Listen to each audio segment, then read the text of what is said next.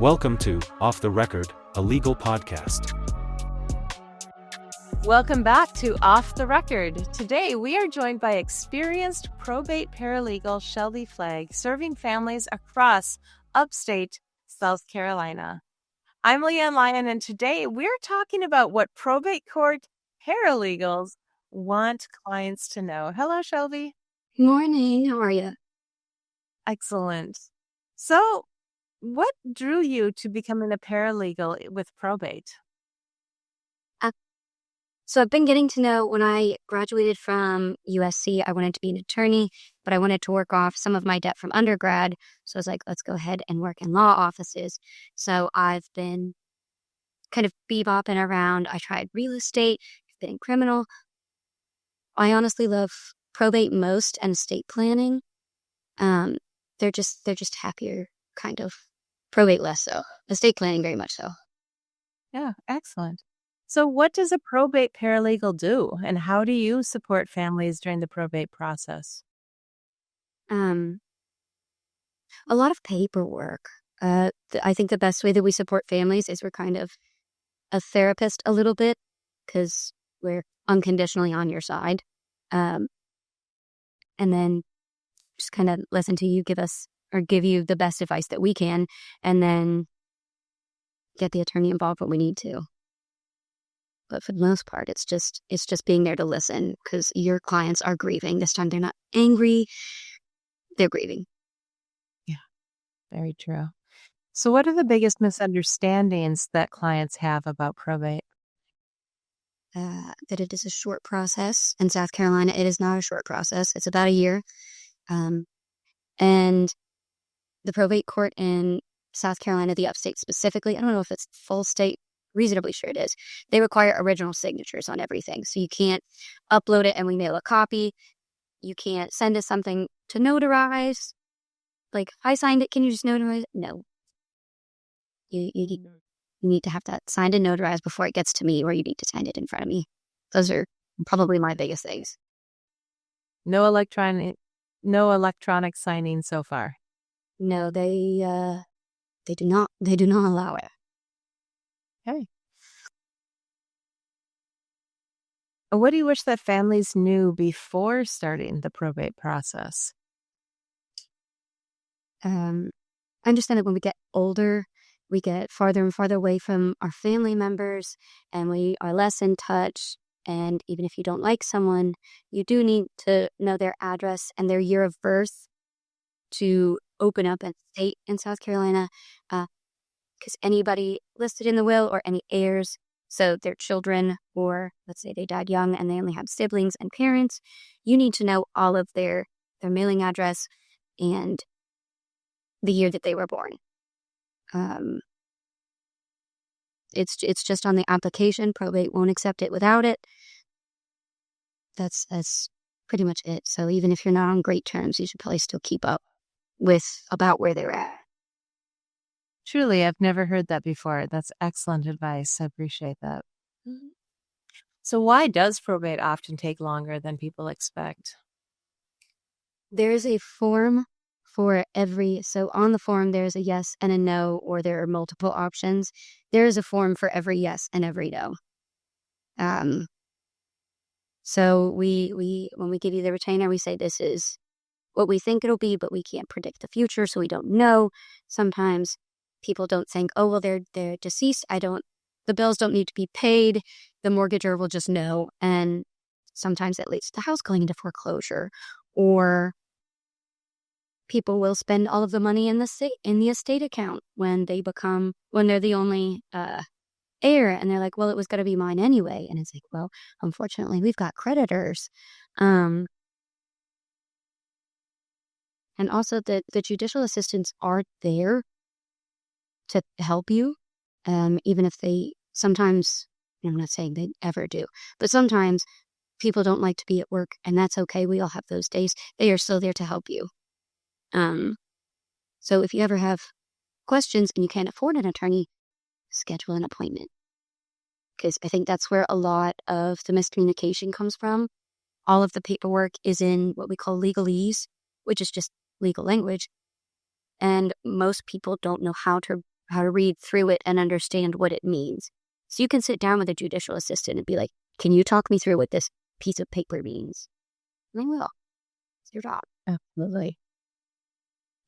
So, what information should clients gather immediately after meeting with the firm? Normally it's that address and that birth year that always throws people off. And then I normally send people home thinking about the inventory, just what you think you could get, everything like the personal property in the house, what you think you can get for it at a garage sale. The vehicle, you can use Kelly Blue Book or someone to get an appraisal, just have it in writing in case the court asks, which is why I recommend a website. That way you can just take a little screenshot, move on. But yes, and unfortunately, it's another thing that the courts are a big stickler for. The receipt, if and when you pay for the funeral, whoever does, if they would like to be reimbursed, their name needs to be on it. Full name needs to say paid in full. Or the court will be like, I'm so sorry. Even though it said it was billed to you and that there's a zero balance, it doesn't say that you paid, so you need to get in contact with them. Oh, wow. That's a big one. Yes. Sometimes the court requirements are a little bit burdensome, but I understand why they're necessary. So, how important is it for clients to locate these key documents promptly? It just kind of depends how much you value your retainer if you're using an attorney, because I can follow up all the time. I will follow up at least once or twice a week. If you're perfectly fine with running through your retainer with just me following up, hi, have you gotten John Smith's birth year and address yet? Hi, have you gotten John's birth year and address yet? By all means, that's all on you. But you've got about 10 years to start probate in this state, and then the court gives you 3 warnings before they send you the final warning that says, hi, if you don't get us what we're asking for, we're going to summons you for a rule to show cause, and also we might fine you. And that's normally seriously. And they're like, why didn't you tell us? And it's like, I did. Well, I am really learning some new things today, talking with a paralegal versus an attorney about probate court. This is fascinating. What makes a probate case run smoothly from your perspective? Good communication. So I recommend when you're in the meeting, take notes, relay it to your family. That way everybody understands, hey, this is what this is, this is what this is why the court needs it. Sometimes I don't understand why the court does need stuff, and I'll tell people that, but I'm like, either way, they're not going to accept the paperwork without it. So let's just get it. I often think like a level-headed personal representative aside while they're here, and then do their grieving. Elsewhere, that normally your type A's get the process done really well. Well, there you go. When you mentioned communication, are there better forms of communication? Email, text messages, phone calls, recordings? What's best? I love a message. That way, I can see.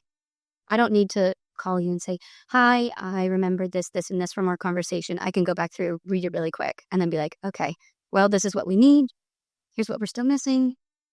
I hope you have a Merry Christmas. See you in a little. There you go.